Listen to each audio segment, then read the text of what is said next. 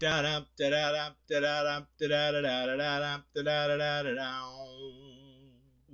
does that even mean, Bowers Game Corner?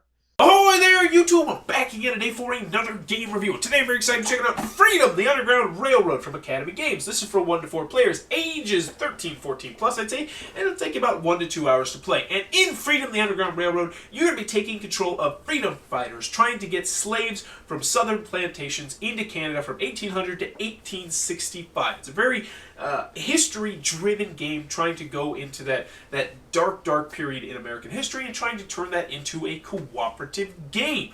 Does it succeed? Let's open it up and I'll tell you. Alright then, we're going to take a look at what you're going to get inside of Freedom, the Underground Railroad from Academy Games. So first and foremost, we have our handy dandy rule booklet. It is 14, 15 pages, double-sided, full color, full of pictures, illustrations, examples, all sorts of good stuff. It's a very well-done rule booklet. It's a very thorough rule booklet. Maybe a little bit too thorough, but that's always a good thing in my personal opinion. So very well-done rule booklet. Next, you're going to get 2 of these rules summary sheets. I love when game companies include this. They included not 1, but 2, and these are great for, doing the setup, and if you have minor questions on maybe the second or third time you play the game, so big thumbs up on those. Big fan of those. Now, before we get started, I do want to mention that there's a lot of components that are still left in the box. I've got pretty much a 2-player game set out, but you can play 1, 2, 3, 4, and everything is pretty easily distinguishable based on how many players you're going to be doing. That's all part of the setup, though. So, in Freedom, the Underground Railroad, you are going to be trying to get slaves from your plantations down here all the way up to Canada and set them free. If you can do that, you can set 30 free, you're going to be the winner of the game. Now, you're also going to potentially be able to lose the game based on your slaves lost. So if you ever reach this number right here, which in this instant would be 16, then you would lose the game. And also, you can make the game more difficult if you'd like. So these are double-sided. So, next, what's going to make this game very difficult is the fact that these little guys are going to be going around the board. These are going to be the slave catchers, and they are actually going to be done in this kind of elegant way where these guys are going to be moving around the board based on where you decide to move your slaves and also what's going to happen on the dice. You're going to get these two custom D6. This one is going to be telling you which way they're going to be going. So as you can see, there's white arrows and there's black arrows. And as you can see on the board, hopefully, there are black arrows right here to symbolize that they're going that way, and then white arrows to symbolize that way. So if we, for instance, had the purple square and it was going 3 spaces black, what would happen is you take the purple square, you'd go towards the black, and let's just pretend it was right here. It would go 1, 2, 3, and it would land itself in New York right there. And if there was a slave in New York, then that slave would get captured, sent back to the market over here, and eventually come back to your plantations, or potentially get lost, which brings you to the difficult part of the game.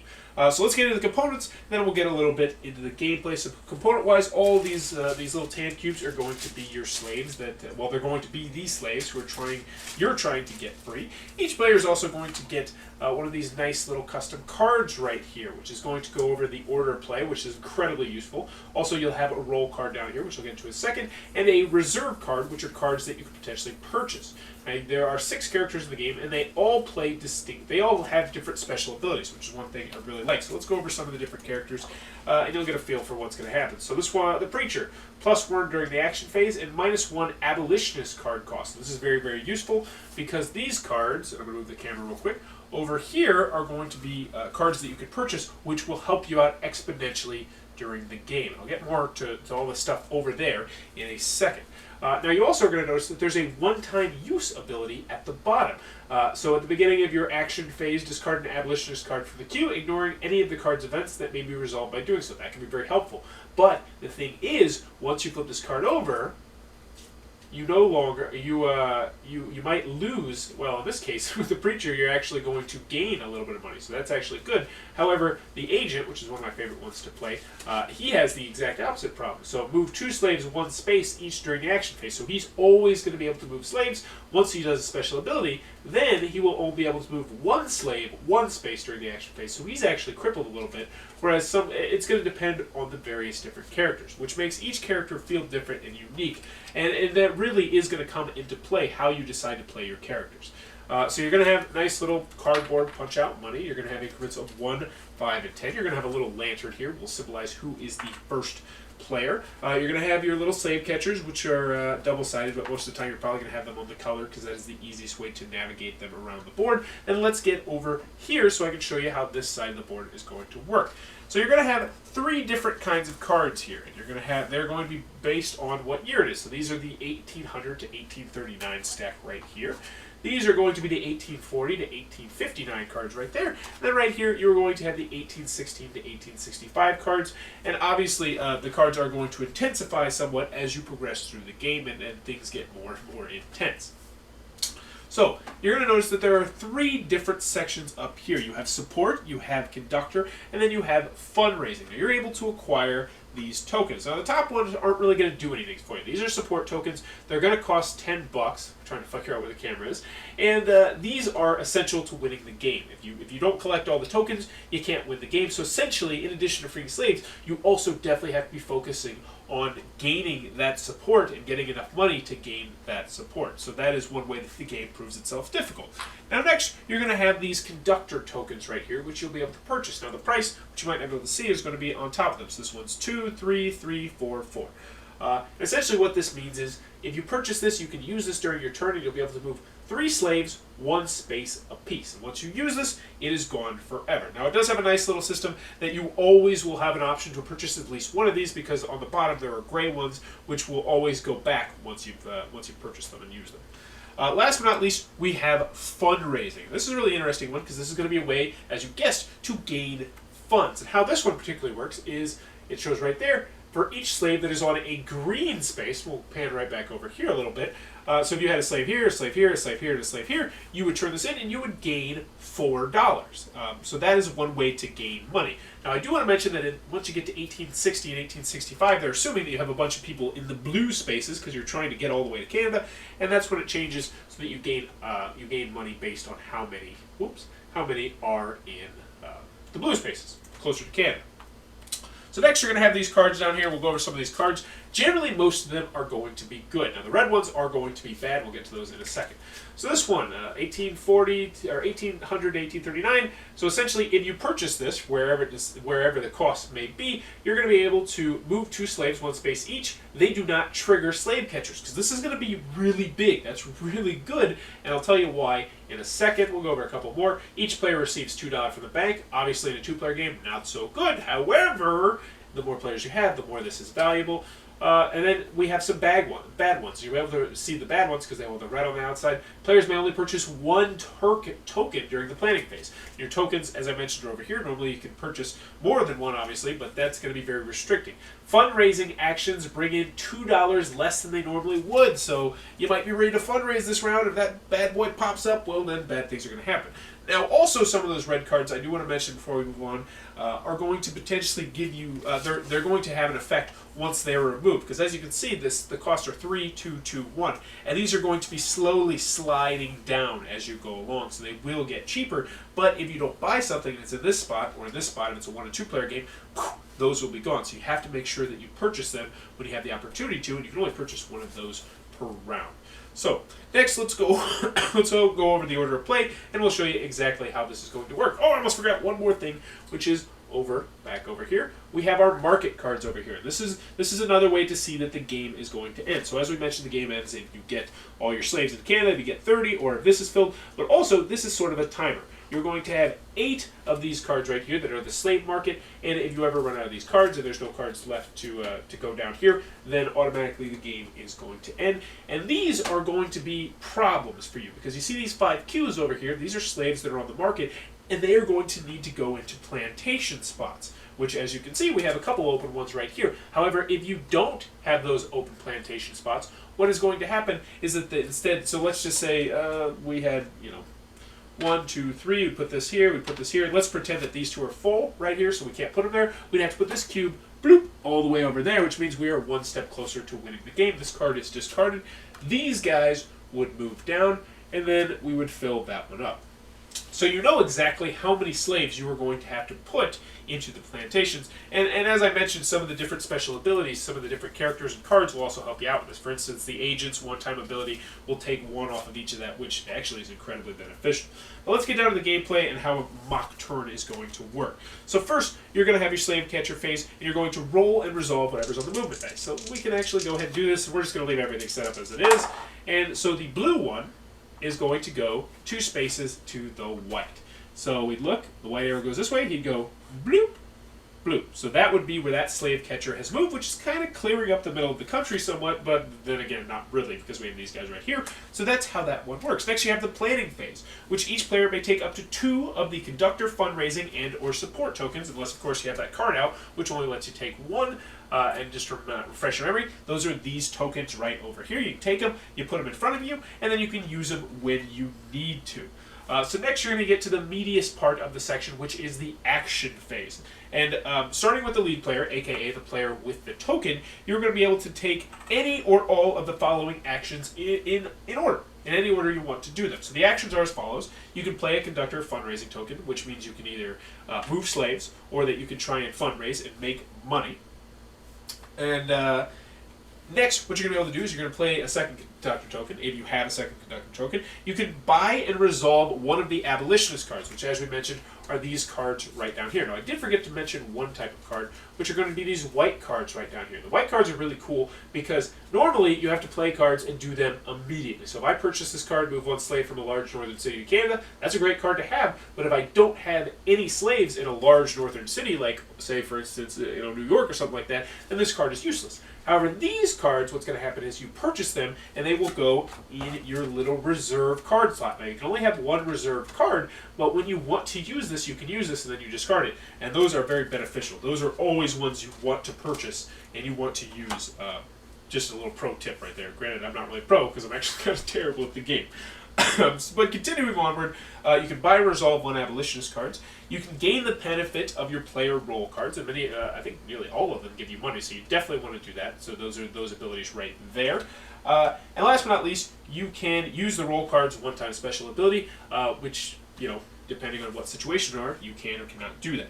Now also, if you choose not to take any actions at all, which will happen from time to time, you will gain X amount of dollars depending on how many players you have in the game. So once everyone has done that, you're going to do that one at a time. So I would take all my movements, and this person would take all their movements, and the third person would take all their movements, and then you were going to be done with the action phase. You move on to the slave market phase, which is, as we showed earlier, where you're going to have to put your cubes into the spots on the plantation.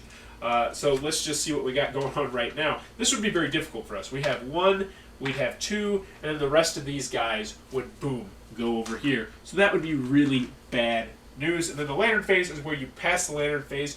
You're going to get rid of the abolitionist cards in the queue and do some various other different housekeeping things. Now, the last thing I want to talk about before we get out of here is how the slave movement works and how the bounty hunters work, because I feel like I didn't really talk about those too well.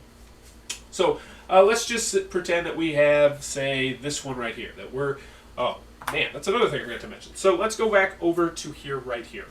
So until I purchase both of these support tokens, I cannot purchase anything from the 1840 to 1859 column. Likewise, until I purchase all 3 of these tokens, support tokens from the 1840 to the 1859, I can't purchase anything from the 1860 to the 1865.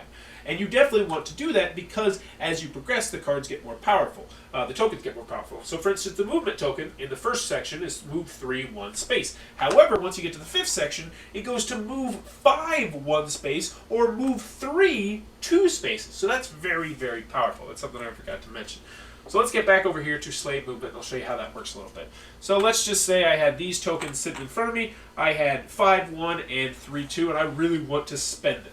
Now, how this works is you have to do one at a time, and you have to resolve all the action before you do that. So I might say, I'm going to move this guy right here, and immediately something is going to happen. Because what has happened is I have gone on a trail that is part of a slave catcher's trail. So this slave catcher right here, the purple square, is going to move 1 space closer to me. So he would go immediately there.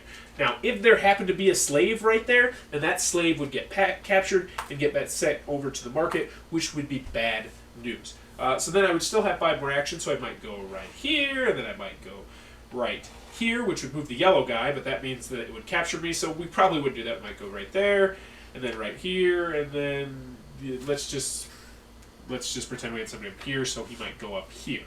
Now, one thing I do want to mention is you might notice that there are some numbers on the different locations. Those numbers are actually how much money you're going to gain when you go to those different locations. So if there's money that you could potentially gain by going to cities. Like, for instance, right here, if you go to New York, it's a very gutsy decision because it's a pretty active place where slave catchers are going to be. However, gaining $3 can make a big difference in the game, so that can be very beneficial.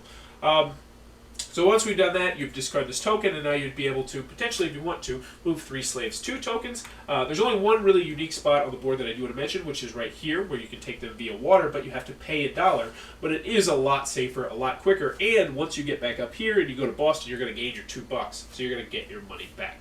But anywho, you're going to be trying to get as many slaves as you can into Canada and rescue them from these slave catchers, and if you're able to successfully do that, then you're going to win the game, and most of the time, you're probably not going to do that. But that, in a crazy long nutshell, is how Freedom, the Underground Railroad, is played.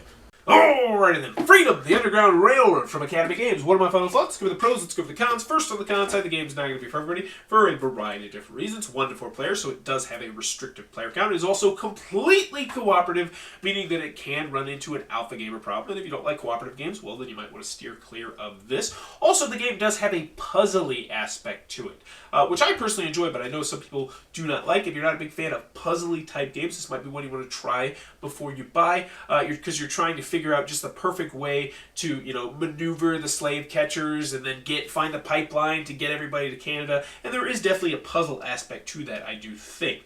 Another minor component quibble that somebody mentioned to me was somebody said, why are the slaves tan cubes? Wouldn't it make more sense if they were brown and black cubes? And I was like, yeah, that would bump up the thematicism, if that's not a word, to the game a little bit. It's by no means a deal breaker or anything like that, but yeah, I was like, yeah, I think that would make a little bit more sense. And so, yeah.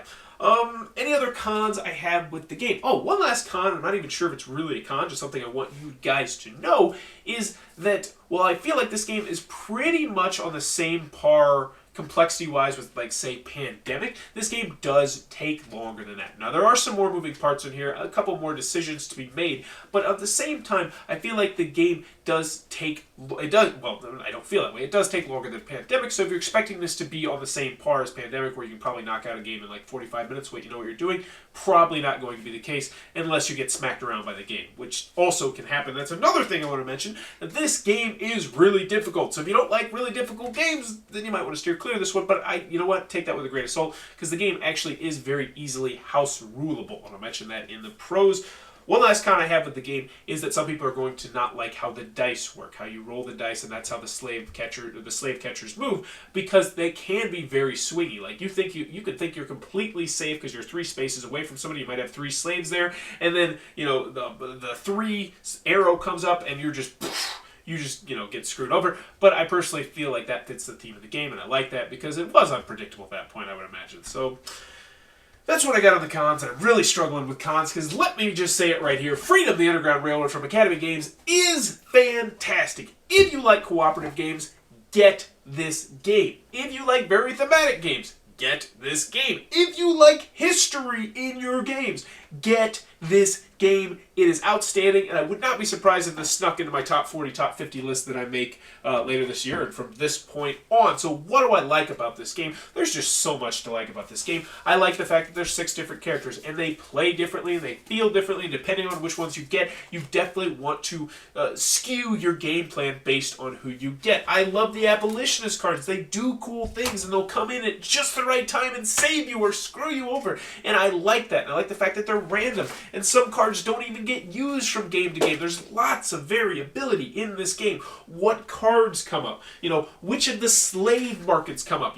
Oh, it's a light slave market, which means we can focus more on getting people into, New York and, say, Chicago and other places closer to Canada. But then, sometimes when there's a lot of slaves coming through the slave market, you really got to be focusing on just clearing out your plantations. This was a big one. I really enjoyed the theme of this game and how well it came through. And I'll give you a perfect example.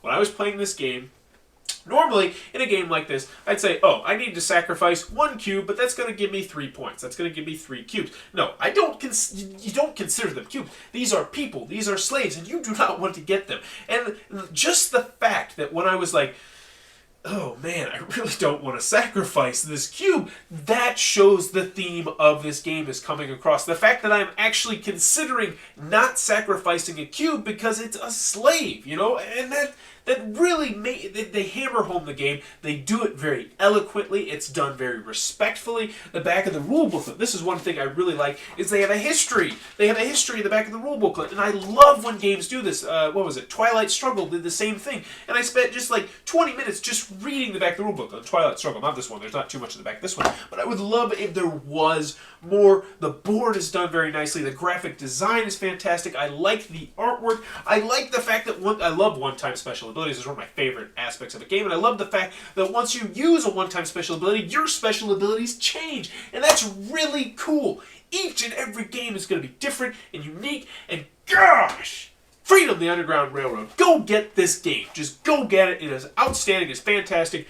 Highly recommended. The solo play. That's one thing. I love solo play. As many of you know, this game holds its own solo-wise. It is fun solo. I like it. Oh, and house rules. That's another thing. Yes, if you're having trouble with this game, which you probably will, there's a lot of different ways that you can just tweak things to make it a little bit easier. Maybe you start with less slaves on your plantations. Maybe you start with a little bit more money. Those aren't even the rule books, but there's different ways that you can tweak it and make it more difficult. And like, they include ways that you can make it more difficult, which is just insane to me. But needless to say, this is a game that I look forward to exploring for a very long time. You know, I can't wait to introduce it to my son in about 10 years when he gets older and we're learning about this.